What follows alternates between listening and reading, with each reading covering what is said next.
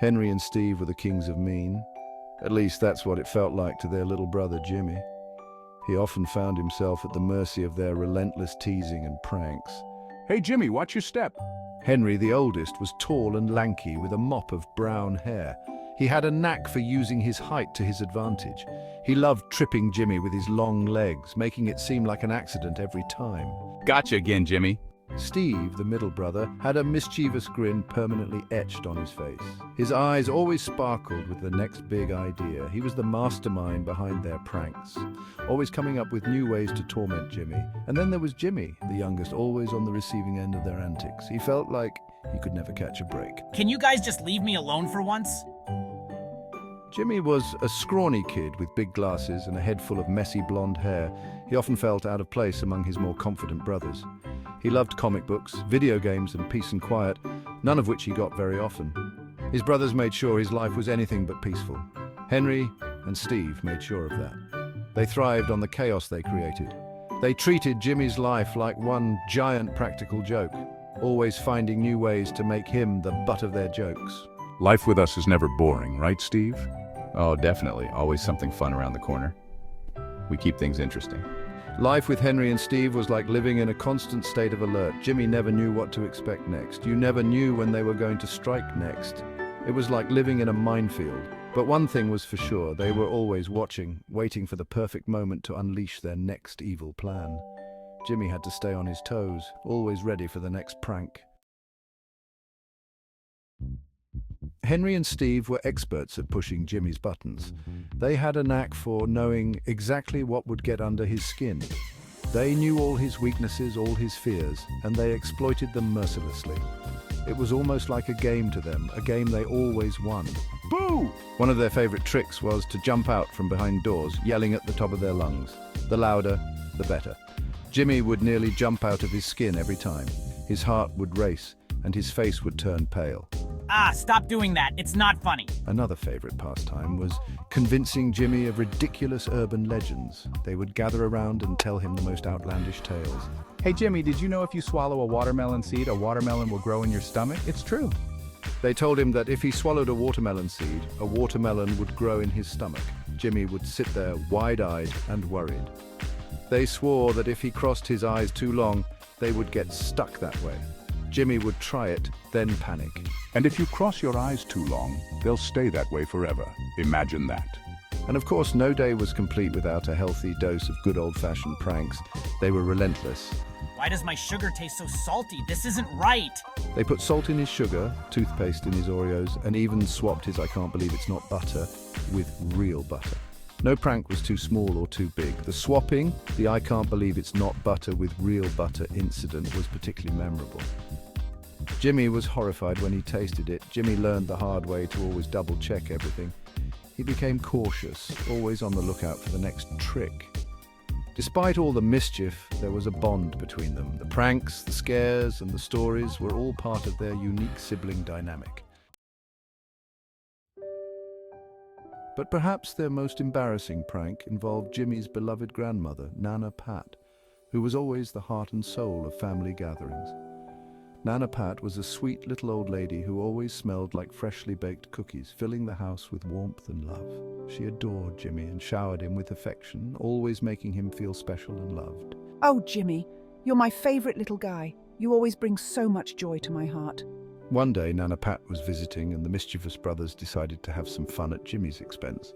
Hey Jimmy, did you know Nana Pat loves to dance? She'd be thrilled if you asked her to dance with you. It would make her day. They convinced Jimmy that Nana Pat loved to dance and that she would be overjoyed if he asked her to dance with him. Jimmy, being the kind and trusting soul that he was, believed them without a second thought. Nana Pat, would you like to dance with me? It would be so much fun. He nervously approached Nana Pat, who was peacefully knitting in her rocking chair, and asked her to dance, his heart pounding with anticipation. Nana Pat, confused but amused by the sudden request, agreed with a warm smile. Well, all right, Jimmy, let's give it a try. This should be interesting. Jimmy, red-faced and mortified, awkwardly shuffled his feet with his grandmother, while Henry and Steve laughed hysterically in the background. Look at him go. He's really doing it. This is priceless. We have to remember this forever. Henry, seizing the opportunity, grabbed a camera and started recording Nana and Jimmy dancing. The moment was captured forever, with Nana and Jimmy sharing a sweet dance and the brothers' laughter echoing in the background. Henry zoomed in, capturing every awkward step and every giggle, ensuring the memory would last a lifetime. Despite the prank, the dance turned into a cherished memory for Jimmy and Nana Pat, a moment of genuine connection amidst the laughter. One might wonder why Henry and Steve were so mean to their little brother. The truth was, behind their tough exteriors, they were just a couple of insecure kids trying to find their way. Do you think we're cool enough? I don't know, maybe if we keep this up, people will think we're funny. They picked on Jimmy because it made them feel powerful, in control. Deep down, they both secretly worried about being uncool, unpopular. They thought that by making Jimmy the target of their jokes, it would somehow elevate their own social standing. I just want people to like us. Yeah, me too. They craved the approval of their peers, the laughter of the cool kids. They didn't realize that true popularity came from kindness and compassion, not cruelty. After enduring countless pranks and taunts, Jimmy decided it was time for some payback. He came up with a plan so mischievous that it would make even his brothers blush. Jimmy created a fake dating profile using Henry's name and photo. He filled it with all sorts of charming lies and matched him with a woman in her late 60s. The day of the date arrived. Henry was lounging in the living room, completely oblivious to what was about to unfold. Suddenly, the doorbell rang. Pause 1S. Henry opened the door to find a well-dressed woman with a big smile standing there.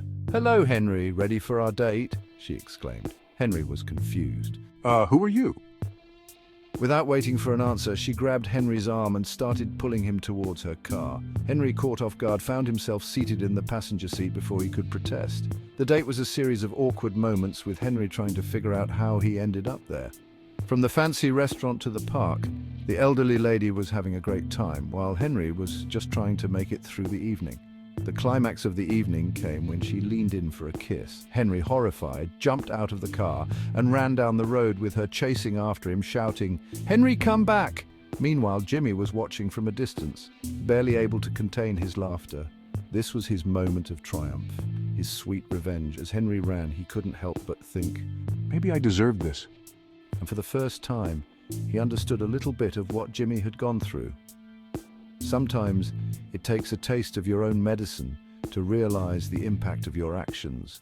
And for Henry, Jimmy's revenge was a lesson he wouldn't soon forget.